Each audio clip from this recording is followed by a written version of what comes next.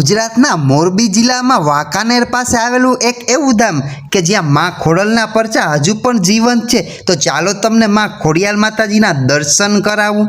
Friends, આજે હું તમને વાત કરીશ માટેલના ધરાવાળી માં ખોડિયાર માતાજીના. તો ફ્રેન્ડ્સ, મંદિરના મહિમાની વાત કરું તો અહીંયા માતાજીને લાપસી ધરાવવાનું ખૂબ જ સરસ મહત્વ હોય છે.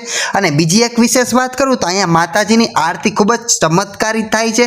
તો ખૂબ જ સરસ માતાજીનું મંદિર છે અહીંયા. તો આપ સ્ક્રીનમાં જોઈ શકો છો ને. આગળ હું માતાજીના તમને દર્શન કરાવીશ અને સાથે સાથે આરતી પણ કરાવીશ.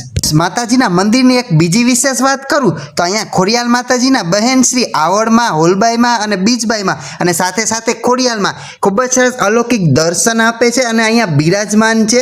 હવે હું તમને આરતીના દર્શન કરાવું. ખૂબ જ સરસ ચમત્કારિક આરતી થાય છે.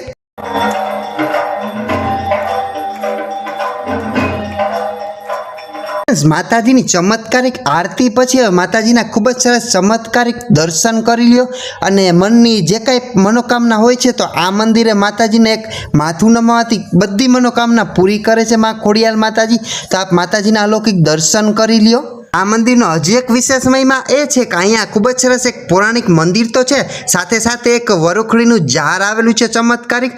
અને સાથે સાથે લોકવાર્તા અનુસાર એવું કહેવાય છે કે અહીંયા માટેલ ધામે માતાજીનો ધરો છે. ત્યાં ગમે તેવો દુકાળ હોય પણ ત્યાં પાણી ખાલી જ નથી થતું અને ખૂબ જ સરસ ચમત્કારિક એ ધરો છે.